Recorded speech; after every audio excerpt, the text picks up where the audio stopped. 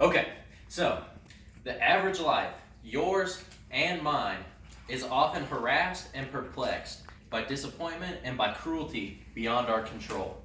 So now that's a quote from the movie that I watched, but it's kind of in the background. It's not focused on when he said it, and I feel like it's a good summary of this movie. This movie was filled with a big instance in this man's life that brought him some trauma, and he needed to work through it.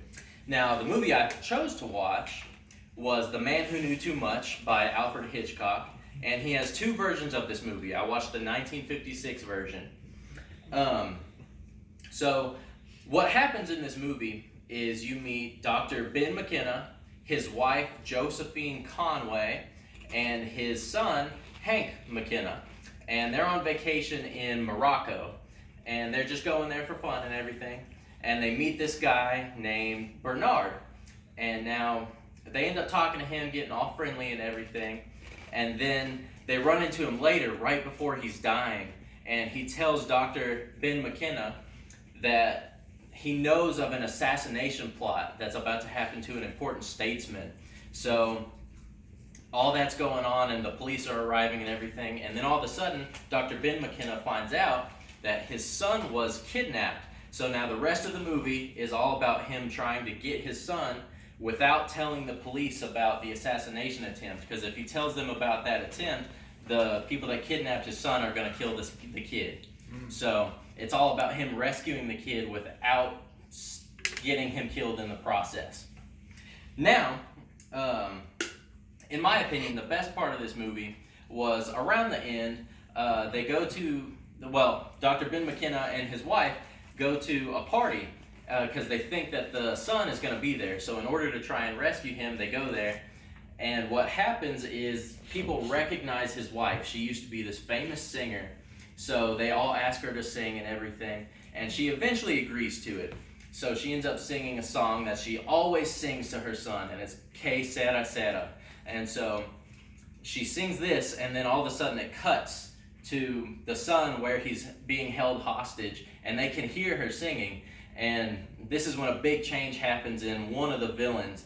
And she tells the son, okay, you need to whistle right now. And so the son starts whistling. And it's just a very dramatic part in the film. So I don't want to go any more in depth or it might spoil stuff.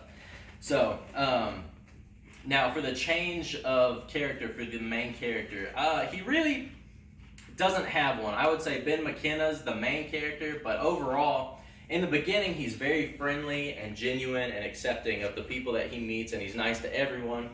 But he doesn't really go through any changes. He stays that way throughout. He just becomes more suspicious of people now and then. I guess he becomes less naive, you could say. But other than that, there's nothing really intense that changes within him.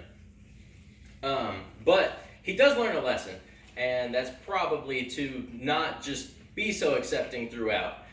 Because Bernard, when they first meet him, he really accepts him, talks to him all the time, and he tells him everything about himself, whereas he learns nothing about Bernard. And in this time, the wife ends up telling him, he's like, hey, you know nothing about him, and he knows everything about you. And so this is where they kind of play off each other, and that's why I feel like there's no change in him, because the wife and the husband kind of work together in tandem. So they just work well as a pair. Now, the whole issue in this film is human versus himself. So Dr. Ben McKenna and his wife they're trying to save their son while also keep this statesman from being assassinated. Now, they have no reason to keep the statesman from being assassinated other than to save their son. Now, it's a very moral dilemma that they're stuck in here, because do they save their son, or do they let this man die, or can they find a way to do both? So that's a very complex question that's intended to be solved throughout this film. Now, as for the music and the cinematography, the music, I felt like it was kind of rare. There wasn't music all throughout the film, but when it showed up, It was very nice and it fit well within the piece. It was very intense, which is what I'm used to when I see Alfred Hitchcock films. He always has it be very suspenseful and have the music fit in really nicely. The cinematography, like the way it looked was okay. You can tell that it's an older film, but it still looks fairly well, I would think. I was surprised it wasn't black and white. Those are the Alfred Hitchcock films I see. I've never seen one in color by him yet.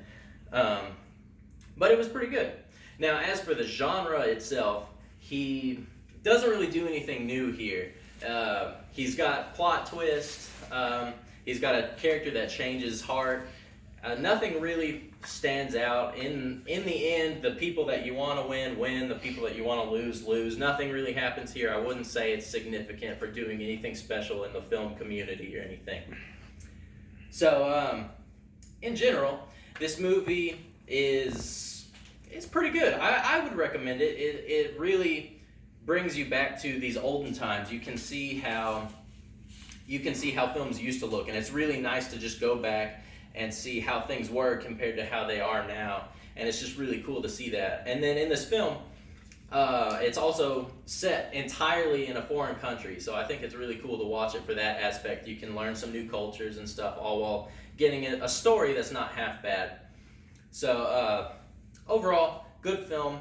I definitely recommend it. So give it a watch. The Man Who Knew Too Much by Alfred Hitchcock. You have to